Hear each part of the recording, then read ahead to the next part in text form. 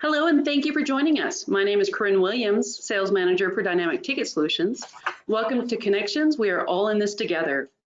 Our purpose here today and for this webinar series is to bring attractions together during these hard times and hopefully beyond. We'd like to work together to share what we already know and to create new solutions for challenges as they arise. No one has ever dreamed of the scenario we now face. We do not have the answers, and we are not claiming to be experts. We are starting a conversation to share ideas and to help establish or reestablish connections. We would like to encourage you to participate in the conversation. On your screen, you should have a dialog box entitled Go to Webinar Control Panel, and within that box should be two sections. If you look at the bottom section, you should notice a gray bar labeled Questions, and just below that, a white box with the words Type Questions Here. Simply type in your questions and hit Enter or Send, and we will do our best to work your questions or comments into the discussion. We have also made available recordings of our webinars. To access them, simply go to www.dynamicticketsolutions.com and click on the webinar link at the top of the page. I would now like to introduce my co-hosts, Josh Miller, Station Master from the North Shore Scenic Railroad, and Michael Kuehl, President of Dynamic Ticket Solutions. Hi, everybody. Thanks so much, Corinne, and thanks for having me here. It's great to have Corinne and Mike here from Dynamic Ticket Solutions putting this together. I'm Josh Miller, the host for today's discussion. I'm, as Corinne mentioned, the station manager of the North Shore Scenic Railroad here in Duluth, Minnesota, so up in the top center of the country. Corinne mentioned some of the previous webinars that we've done, although this particular episode is our very first webinar for attractions. We have been doing these for the railroad industry, tourist railroad industry, so very similar. We're all attractions after all. And so some great information, some previous dialogues that we've had, and I'm super happy to be here. Today we have some panelists with us. Stephanie Price, who is the Marketing Communications Director from the Panhandle Plans Historical Museum in Texas. And we also have Michelle Kempema, Executive Director of the Colorado Model Railroad Museum in Greeley, Colorado. I welcome you both and thank you for being here. We'll come to you in just a second. I want to talk a little bit about our agenda and how this is all going to work first.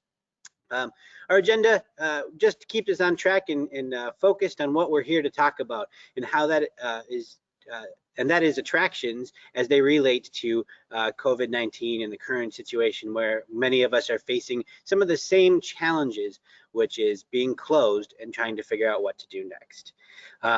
And so our agenda today, we're going to talk a little bit about virtual tours and how you can be engaging people that are both your fans and potential customers going forward, or education, things like that.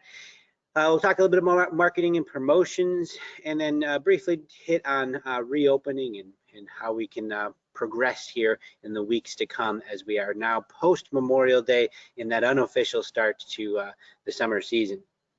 So here in Duluth, right behind me is the Lake Superior Railroad Museum, and I work for a tourist railroad that operates from the Railroad Museum as the location that starts. So the Railroad Museum is in the old terminal building, and right outside that window over my shoulder is the live track that we operate our tourist excursion trains. Completely shut down and have been for the past 80 days or so, due to COVID. So we have a skeleton crew here operating things. But in the meantime, we're doing some fun things. You'll see that video screen here, right here, that plays videos of museum pieces. And before you had a button push to start that. But we are recently been installing motion activated buttons. This is just a faceplate, but it's a little bit of a technology, so you don't have to touch things as much, and we don't have to clean things as much. So some of the stuff that we're going to be talking about here in the next hour or so, we'll do our best to keep it on the 1 hour par. I want to start with our panelists here and talk to, let's go with Michelle Kempema from the Colorado Model Railroad Museum. Tell us a little about yourself, your operation, just briefly, and then what your current status is at. Looks like you have a great model railroad behind you. Yeah, thank you. I'm the executive director here at the Colorado Model Railroad Museum. We have one of the largest railroads, and we operate it differently than most model railroads in that we fully operate it with a dispatcher. So that kind of sets us apart a little bit. So it's very alive when you're in here, but that means there's people everywhere at the same time. So we have challenges because the operators of each and every model train are right there with the public in the same space. So we've been closed since March 14th. And so our status is we're actually going to open on June 10th at this point if nothing else comes up. So that's where we're at. Gotcha. All right. Well, welcome to the discussion here today. Stephanie Price here from the Panhandle Plains Historical Museum. I hope I'm saying the Plains part right. Plains. Plains. Yeah. Plains. Sorry. Yeah. Plains Historical Museum, which is one of the largest, if that's correct. Is that right? Yes, we are the largest history museum in the state of Texas. Excellent. Which Excellent. Texas is large, so it's a pretty cool title. Everything's bigger in Texas, right? Well, Stephanie, tell us a little bit about your current situation, with the museum and how you're foreseeing things coming up. So I'm the communications and marketing director. So I focus primarily on our messaging and sending that out through various channels. So that's kind of been my focus, definitely through my career, but also especially important during COVID-19 and making sure people understand. We closed just like Michelle in mid-March. We're a unique institution in that we're a university museum. So our university owns the building and our society or our members own the collection. So we have some very unique things that we kind of have to deal with there. So the university is who made the decision to kind of shut the museum, and we're following their guidelines for reopening. So right now we are opening on Monday at 25% capacity. The governor for the state of Texas has allowed that. He actually allowed museums to open back in early May, but without interactives. Well, throughout my museum career and in everything you read, we all want to be interactive. We want to be a place people come and have fun and make memories and play. And so it wasn't as easy and as turnkey just to turn the museum back on, for lack of a better word. So we've installed all sorts of things to, just like you, Josh, to make sure people aren't touching or, doing things like that, and messaging behind that to where we're still a friendly and fun and inviting place. So that's definitely been our focus. And Sure. So yeah, I'm excited to be here. Fantastic. It sounds like some interesting challenges going forward, and we'll get into it a little bit about many of us are opening for the first time of a season as well, as we face, the opening of a season, which is kind of an extra challenge. And then also being closed for a couple of months is, I think we're all a little rusty, right? Absolutely. Michelle, tell me a little bit about some of the things you've done in terms of making sure that both your audience and likers, if you will, the people who are already interested in your museum, maybe your membership, are still getting their daily dose of the Colorado Railroad Museum.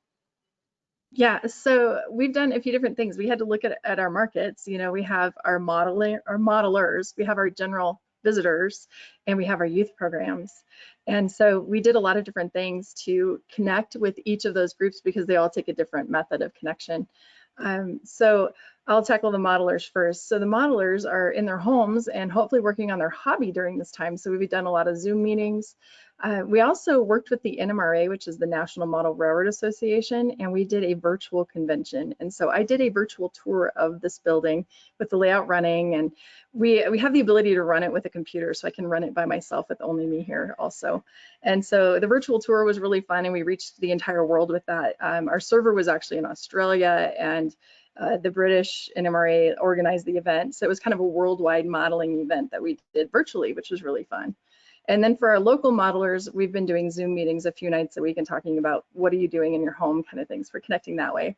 For our visitors, our general visitors, we've been doing archival videos on Facebook, and Facebook has probably been our largest platform of connection as far as that's how we get the information out to everybody, is through our Facebook page. So that was really interesting to do the artifact things. A lot of people had no clue about the things because we aren't as organized as the Plains Museum of Texas to have everything labeled. So we're still growing. We're kind of a new museum, and so we're still getting stuff labeled. So we have curious items.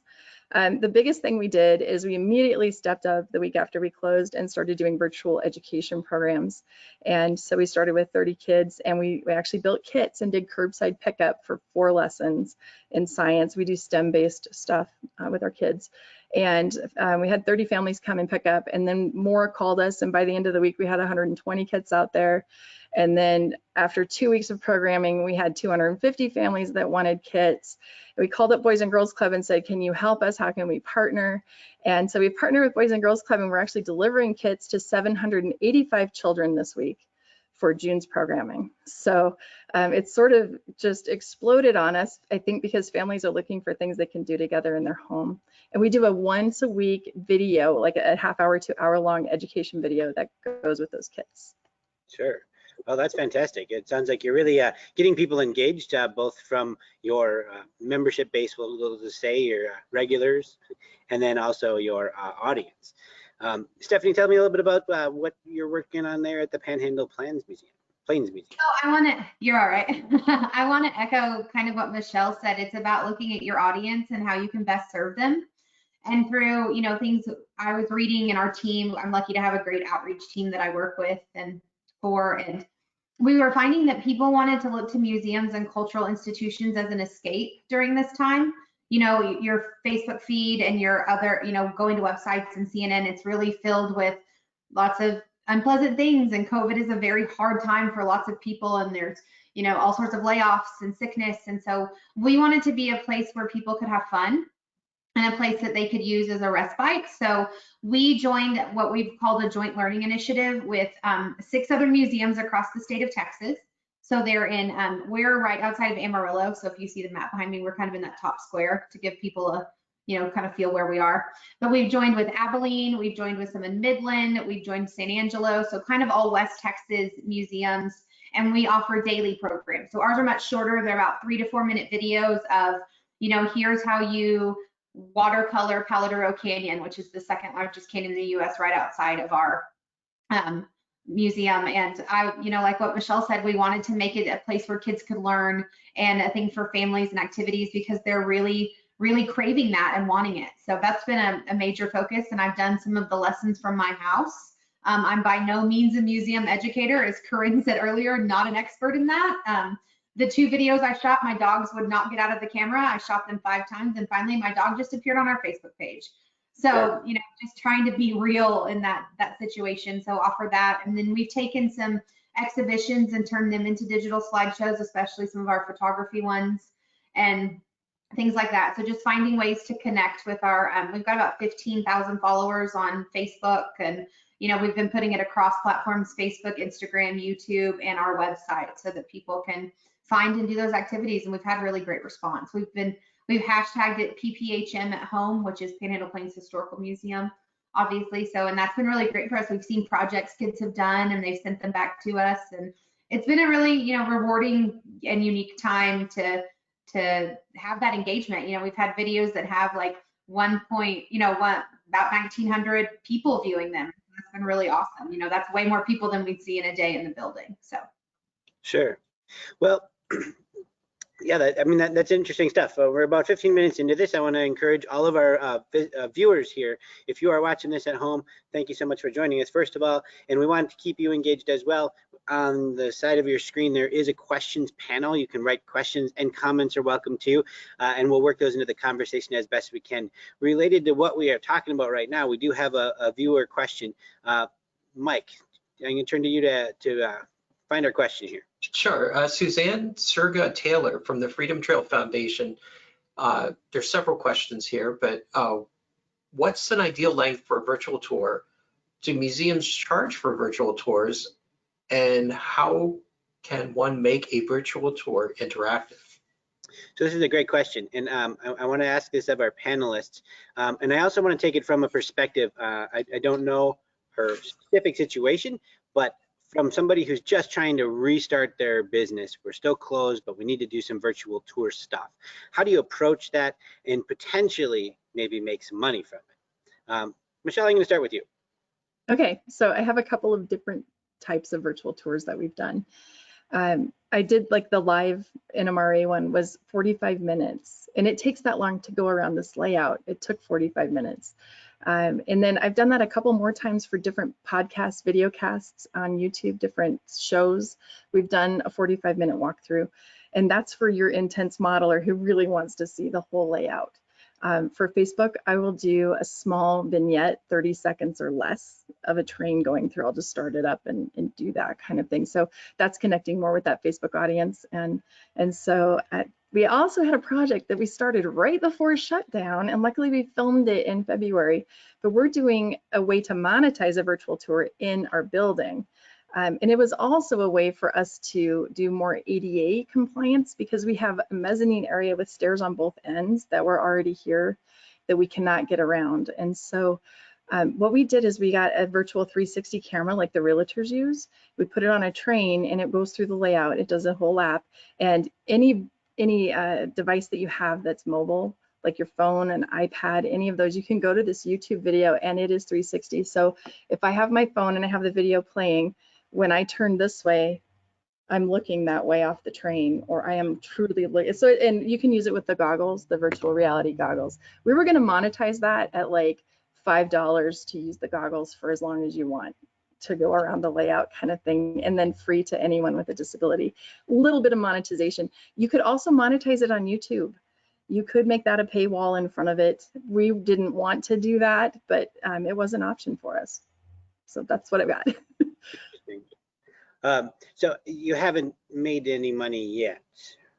No, it was supposed to be released at our opening, well, yesterday, but we were going to have it here in the lobby, and we have 2 of the Oculus viewers, and we don't have the chair ready yet because no one's here to help me, but we're going to put a seat belt on a chair so that you don't fall out of it as you're turning, just to be safe.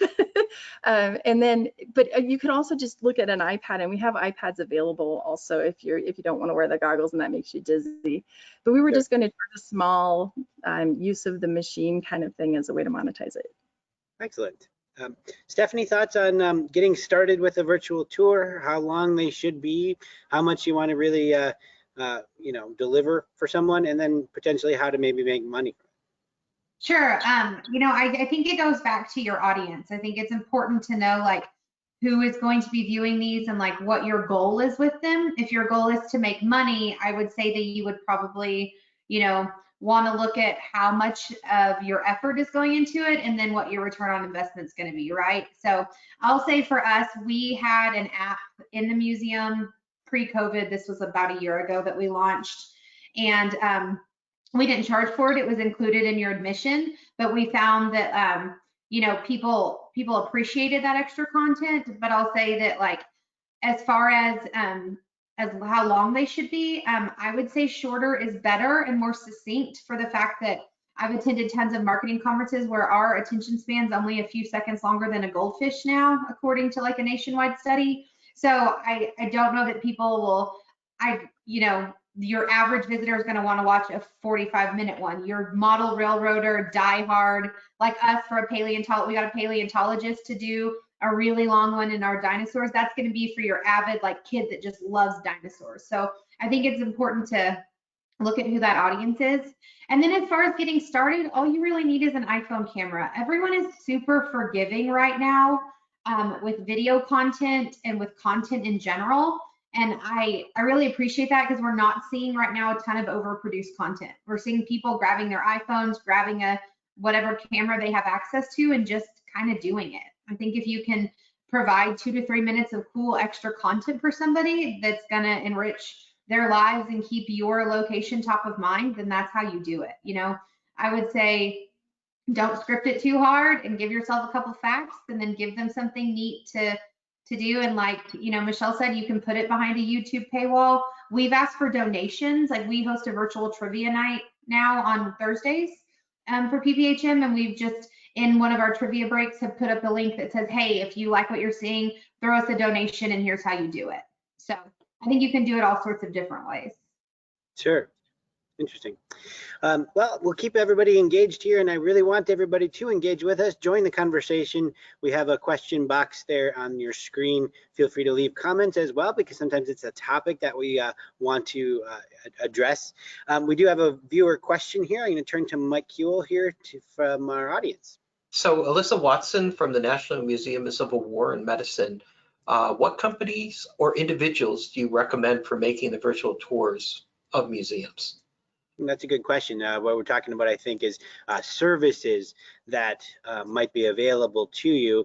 And I know that I myself have gotten a few offers, but I just can't figure out how they can do things remotely, and frankly not interested in mostly for having someone else do it. But it is certainly worth discussing. Stephanie, I know you guys do have a vendor that you work with.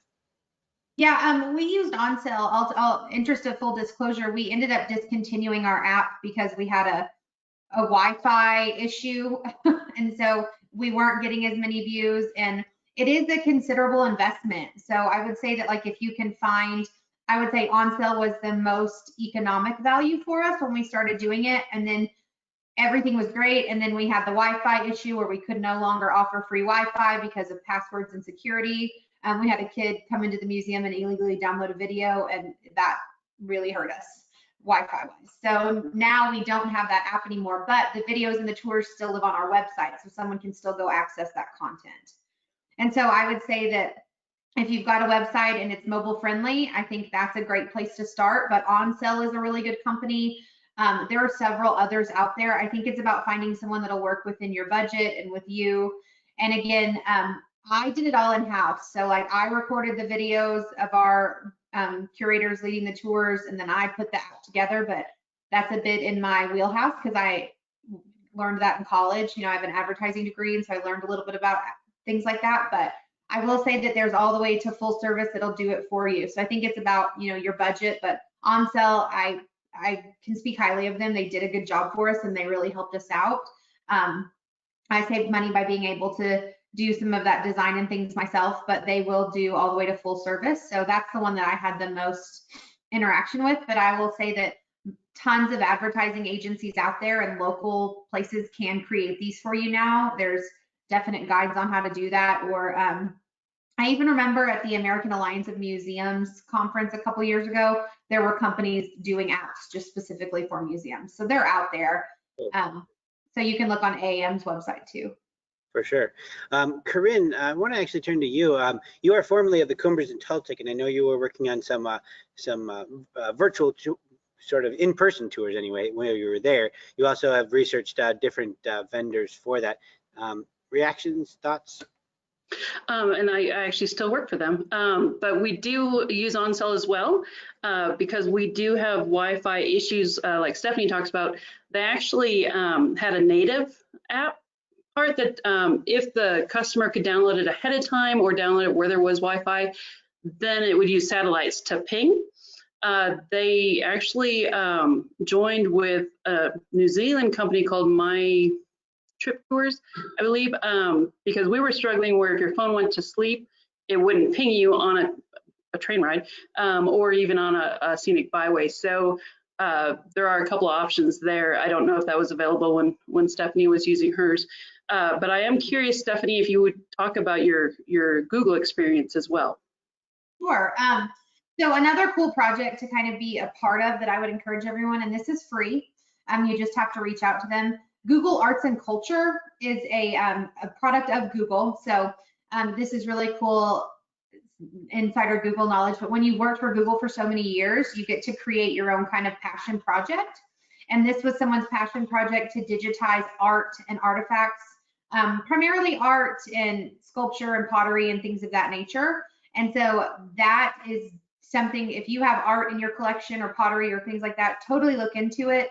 They come and they shoot the images in very, very high resolution. And the cool thing about that is you can go visit the Louvre, zoom in on the Mona Lisa and look at like between her eyes. Like, I mean, it's absolutely incredible. They've discovered things in paintings that they were never able to find before. Like there was some inside a flower in I think it was a Monet painting, like very abstract, obviously, or I mean, it was really cool. So it's kind of a fun tool to play with anyway, but I know that they're always looking for new museums and partners because the mission of that is just to digitize as much art and do 360 tours of museums as they can. So it's been neat for us because the Panhandle Plains Historical Museum is next to the Louvre or the Musée d'Orsay or, you know, the Smithsonian. So that's been really cool. And you're listed somewhere, I'm assuming, on their directory or? Yeah, you just go in the search bar and you can type in our museum's name or any museum that you want to see if they're there. Sure.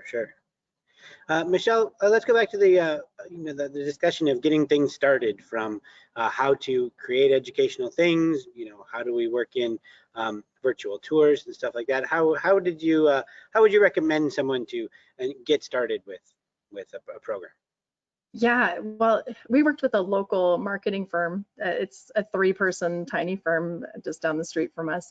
And they said to us, you know, if you start with just live, let's just film it live, record it live. We don't have to do editing, then it's a lot less expensive. So that's a good way to get started if you don't have editing. Like Stephanie has edit, she has staff that can do her editing. I don't have that. So for us, it was an option and it was in our budget, which was nothing, you know. So it was a savior for us. We're going to continue to do it. They found great success. It really boosted their YouTube page. We actually post it on their YouTube page, though. It's on a YouTube show on a station called Greeley Station, and it's a little nonprofit kind of thing they're starting. And so it's kind of a symbiotic relationship. We're populating their page, they're filming our work. So you might find a partnership locally if you're wanting to get started. You might look at those kind of things because there are firms that really believe in their community and creating those connections. So that was very fortunate for us to have that. Luckily, their kids are all in our youth programs too, so we've known them for a long time, so that helps. But yeah, so the live thing definitely is helpful for us. We're going to continue to do this throughout the whole summer. We have it scheduled through September at this point. We did get funding from Union Pacific to continue the STEM programming, which allows us to pay for this production also. So it's been a blessing to have that and allowed us to reach those 700 children. So if you just keep looking for partnerships in your community, I think that helps a lot. For sure. You mentioned STEM programming, which is science, technology, engineering, and mathematics. Stephanie mentioned yesterday that a lot of us use STEAM, those of us at least in the railroad world too, but just to throw in that A with arts, correct? Yeah, ours is called STEM. It's called the STEM Kids Virtual Classroom. That's its official name, STEAM Kids Virtual Classroom. So we put the A in it too. I just wasn't sure if I should use that or not. So.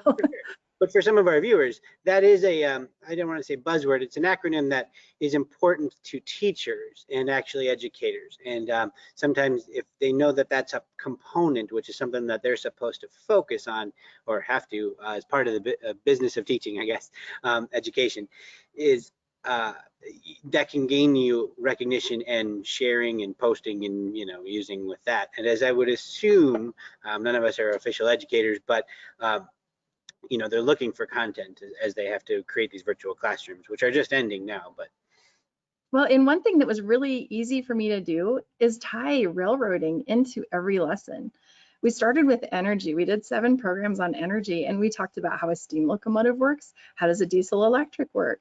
How does any electricity work? You know, and it was really interesting how we could, every single STEAM topic, we could tie into railroading or modeling. We did paleontology, which Stephanie mentioned. Their paleontology is super popular.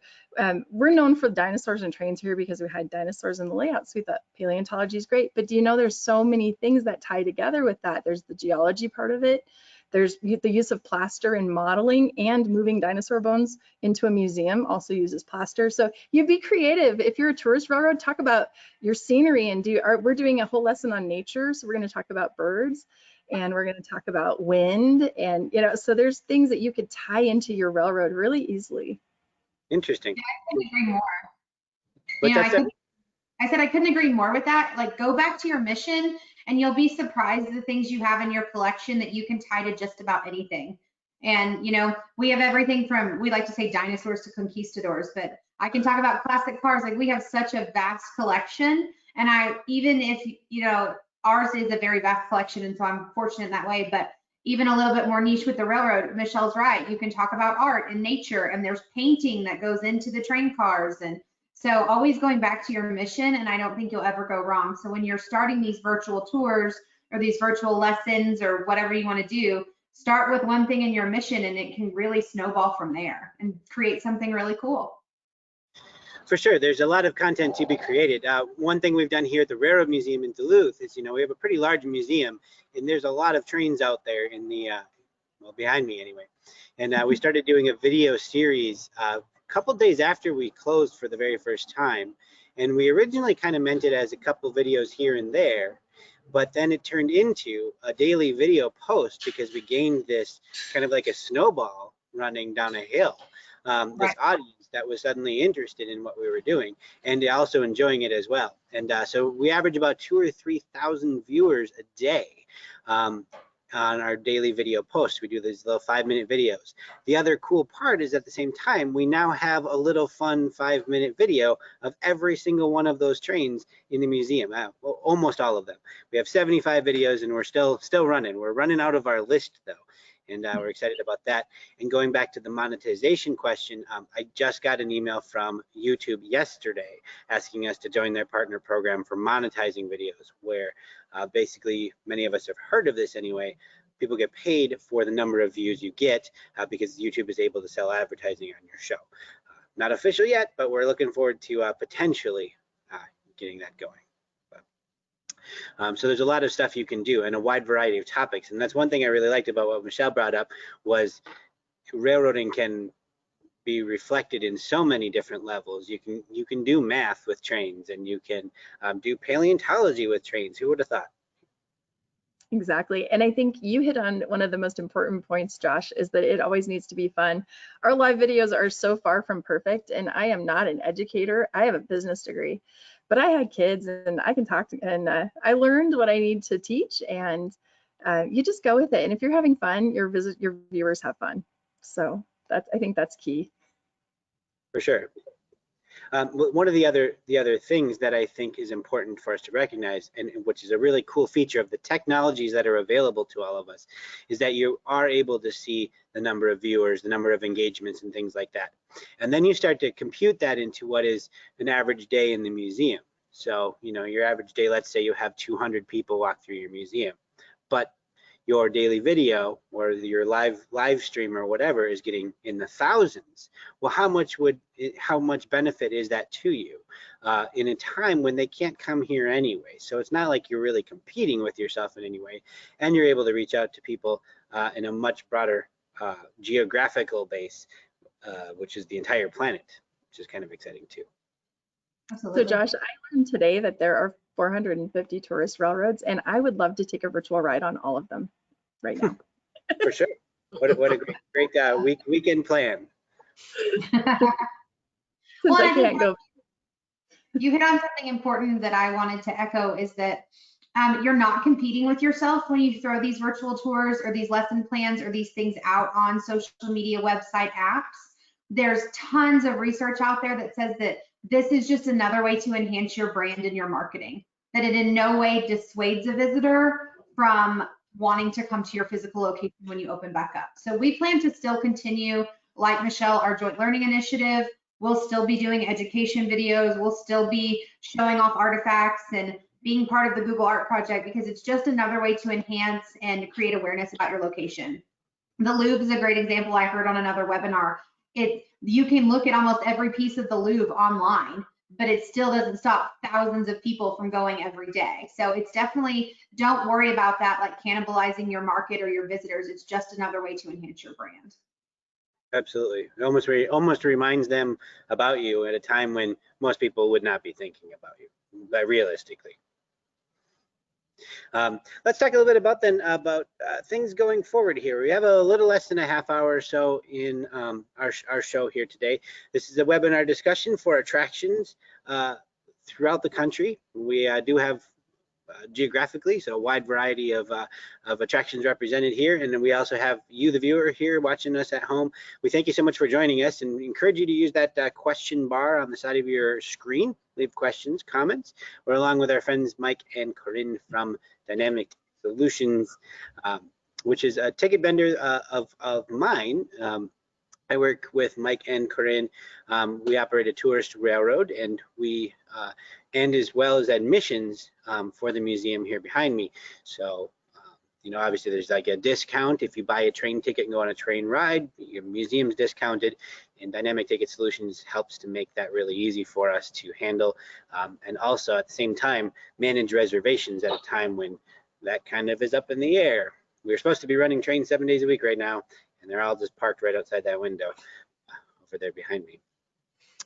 So going forward, Stephanie and Michelle, we have from, let me quick review, Stephanie Price from Marketing Communications Director from the Panhandle Plains Historic Museum, and Michelle Kempema, who's the Executive Director of the Colorado Model Railroad Museum. And you got the shirt there, so that'll remind you. And the great layout behind.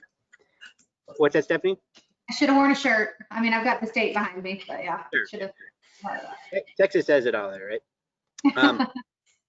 Going forward and how you've been preparing, obviously you're able to go to your museums, but you're not open right now. What kind of stuff are you working on right now to prepare for reopening and making your museums safe for people to visit altogether? I'm going to start with Stephanie. Sure. I'm going to apologize. They are mowing next door. My office is right next to it, so I apologize if you get any backlash. I'll say that we have an exhibits crew that has walked the building multiple times, and they have tried to remove all the interactive elements. Our governor has said you can visit museums, but they need to be no touch and no interaction. And as I alluded to, earlier in the episode, that's really hard for museums that have been spending the last 20 and 30 years trying to be more interactive. So we have a life-size pioneer town that all sorts of borders have had to be put up and things have had to be modified and no touch buttons. And so the exhibits crew has really gone through and tried to do all of that. Myself personally, I've created a video with our staff that talks about health and safety in the museum, requesting people wear masks, use hand sanitizer, please don't touch things while you're here. We've created signage. We've gotten special signage from the university that really, is tongue-in-cheek and trying to stay within brand and be friendly, but asking people to maintain social distancing, which who even knew that was a word in February, so really trying to flow with all of that as well and make sure that our messaging is friendly, because we have always really prided ourselves on being an inviting location and a place that we want people to come to and enjoy. And so we're even talking about creating buttons for our front desk staff, because they'll be wearing a mask, that show them smiling, so people still know that they're welcomed and invited in. And so we open on Monday at 25% capacity. So before this, we really didn't sell a ton of tickets online at all. So in the last 2 weeks, a coworker and I have had to figure out how to take our solution and make all of that, available online in our platform. So we've done ticketless solutions and things like that, asking people to pay by credit card and check rather than cash, and making sure that your messaging is clear has been a big focus of ours, and that we're communicating with the university's health and safety, following the guidelines of the governor, and really, doing all that. So it's been a full staff effort to make sure that the museum's ready to open on Monday. For sure. Well, that's exciting, and definitely good luck to you with opening. That sounds like you've definitely done your homework and getting things ready for that. Michelle, thoughts on what you've been working on, how you're looking going forward? Yeah, we've kind of done the same thing. We did a cleaning from top to bottom in this building. We had the carpet shampooed yesterday. And we've honestly took everything that was touchable is out. There's no Thomas play tables or Brio play tables anymore. We've been looking at, we have a layout that people want to walk up and be close to, and you kind of need to move around that layout to see it.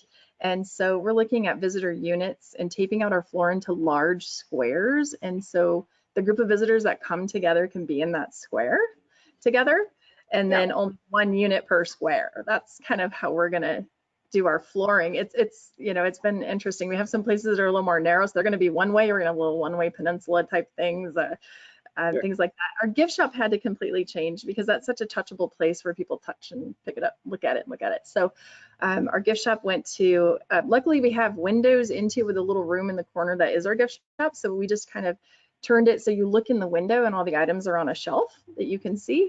And then we had a few cabinets with glass fronts that we pulled out into our lobby here, and we have one of each item in there. And so you ask for the item and the staff goes into the gift shop, which is closed, and pulls the inventory for you.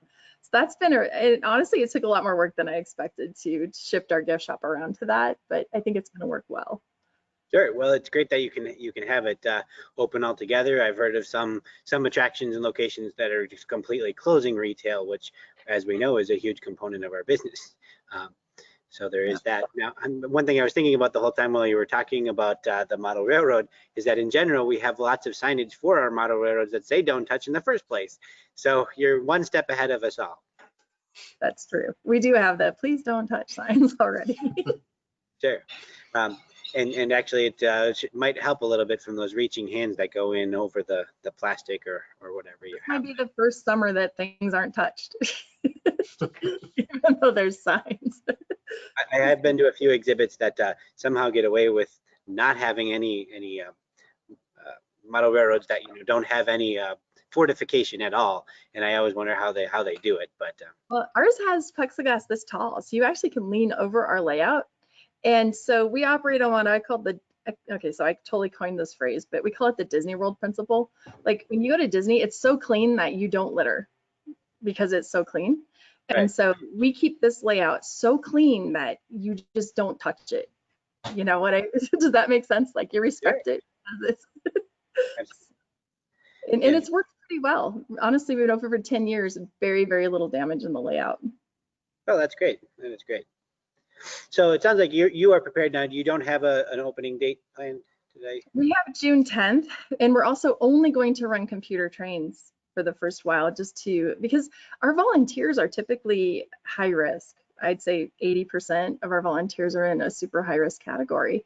And so looking at the safety of our volunteers, we're going to limit the number that can be here to less than 6 and run computer trains. And we're going to roll with that for probably at least a month, maybe 2, until we see how things go. So that volunteer safety has been really high priority for us. And so we've done extra measures with sanitizing stations behind the scenes for them, just for them, and how to social distance them in the areas that are volunteer only.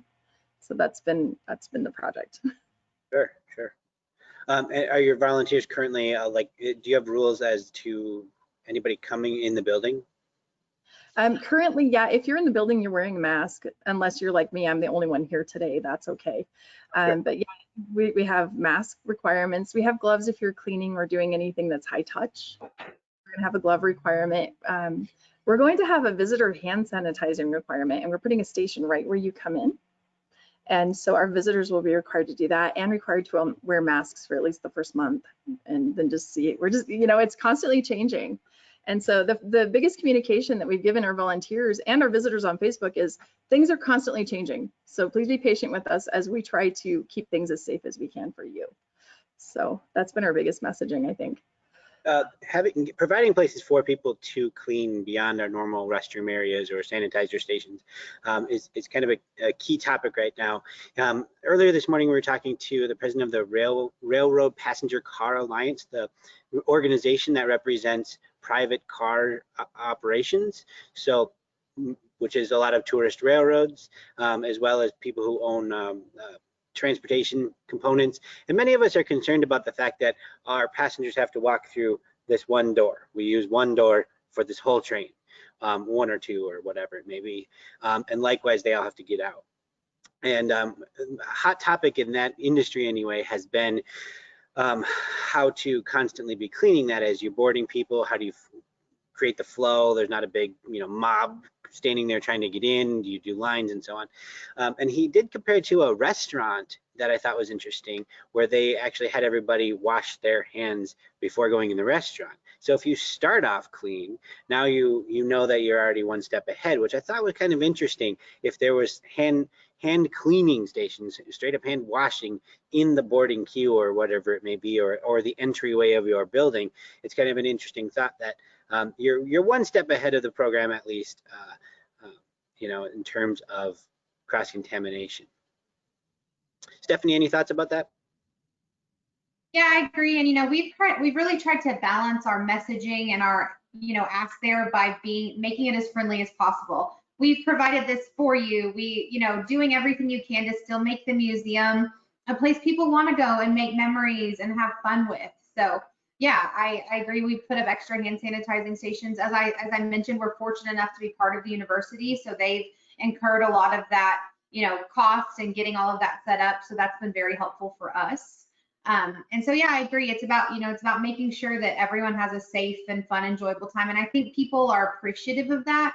And the more you can tell them the things you're doing to keep them safe and clean, the more likely they're going to want to come visit you, right? Like people it's a scary time right now. It's a lot of unknowns. You're unsure. You don't want to catch this because you don't want to be the reason that someone else catches it. So I think, just having all that messaging out there, and the more communicative you can be, the better. For sure. It's about reassuring people, right? And constantly making that more visual. One thing that I think is going to come out of the the COVID-19 and the shutdown and everything else is a lot of people who we would have previously called OCD in terms of very conservative on touching and cleaning and washing and things like that. Now, we know that there's a whole different other faction who might be looking at it the other way, where they want to touch and because they're more bold about it. So it's a matter of finding a balance in how you operate, for that going forward. Corinne, any thoughts and reactions and stuff? This is Corinne Williams from Dynamic Ticket Solutions, one of our hosts. I have to agree with everything. As I mentioned, I do still work for the Coombers and Toltec. We are struggling with the same thing. How do you form your queues? How do you keep people distant before you put them on the train? How do you, keep your train clean, which I'm sure is the same for all attractions. And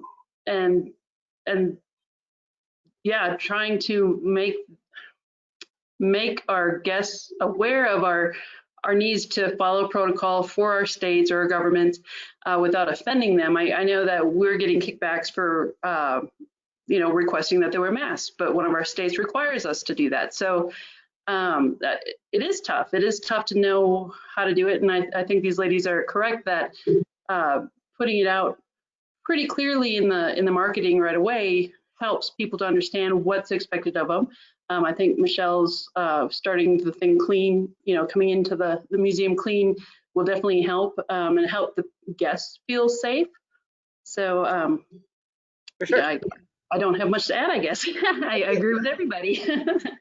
That was great. And we definitely will take any questions and comments from the audience here, but as we only have a few minutes left, I want to give a chance to kind of wrap things up. Michelle, a little bit of a wrap up, kind of a closing thoughts on, your museum and attraction going forward here as you're approaching what is potentially a very interesting summer ahead.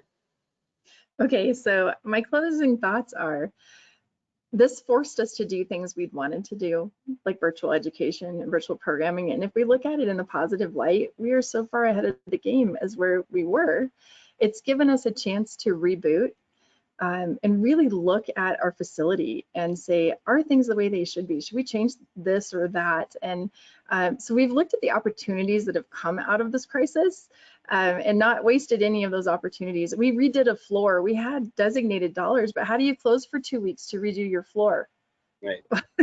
So we redid our whole entryway, and it's got a beautiful hardwood floor in it now that I don't know when we would have gotten that done. So it's perspective and being positive with our guests about the safety of our volunteers, I think is a good message for us to keep saying as we go forward. Yes, we're asking you to wear a mask, but there's more than just you in this building.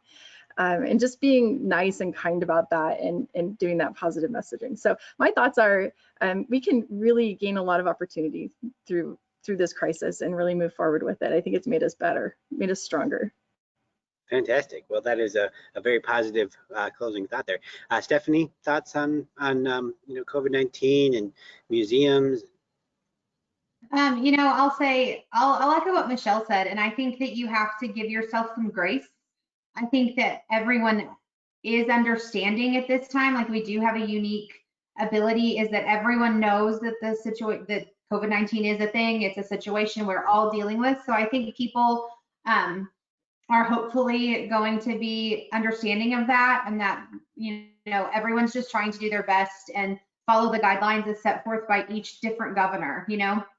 And so I think that you can give yourself grace, and this is the time to try something new, like Michelle said, that you haven't had the chance to, because when are you going to get the chance to maybe press pause and rethink some things and add some cool, unique stuff to, like a virtual tour? And I think that if you do the things with your mission and your audience in mind, that you're going to succeed, right? If you think about the people you're serving and you think about why you are what you are and the attraction that you are, but you try some cool, unique things within that landscape, then you're going to have success. So don't be afraid to throw yourself in front of the camera for 2 minutes and just talk about, we all know our attractions inside and out because we love them so much. So, or you wouldn't work there. So give yourself the time to do something cool and innovative and fun. Why not try something? Why not try a partnership with someone you wouldn't have thought of? Or, I read something from the director of the Philbrook Museum, which that's in Tulsa. I love that museum. And he talked about how the museums and attractions we closed are not the ones we're going to reopen. So I encourage you to think on that and make that a way, how are you going to better, you know, the place that you love and work for. So. Sure. Well, that's very exciting too. Michelle Kempema from the Colorado Railroad Museum and Stephanie Price from the Marketing Communication Director of the Panhandle Plains Historic Museum in Texas. I thank you so much for joining us. I'm Josh here in Duluth, Minnesota in the Lake Superior Railroad Museum. I thank everybody for watching us today, and hopefully you'll join us in the future. We can turn it back over to our hosts, Mike Huell and Corinne Williams from Dynamic Ticket Solutions. I have to unmute myself. I apologize. I just want to thank Michelle and Stephanie for joining us on our first attraction-based webinar. Obviously, we got off on the train part a little bit, but museums are museums, and so I do hope that we offered information that did help people. You know, we do plan to continue this and have different conversations. We do welcome people to let us know what they want to talk about, as well as be panelists. And so again, thank you so much, Josh, for facilitating. You do a wonderful job every time. And so we hope that you did find it helpful. We will be doing this again next Thursday at the same time, and I'll send out an invitation before the end of the week. So please watch your email, and you can also share the email to others that you might feel benefit from the conversation. And so let's just all stay safe and stay connected. Thank you so much. Thanks, everybody. Bye-bye.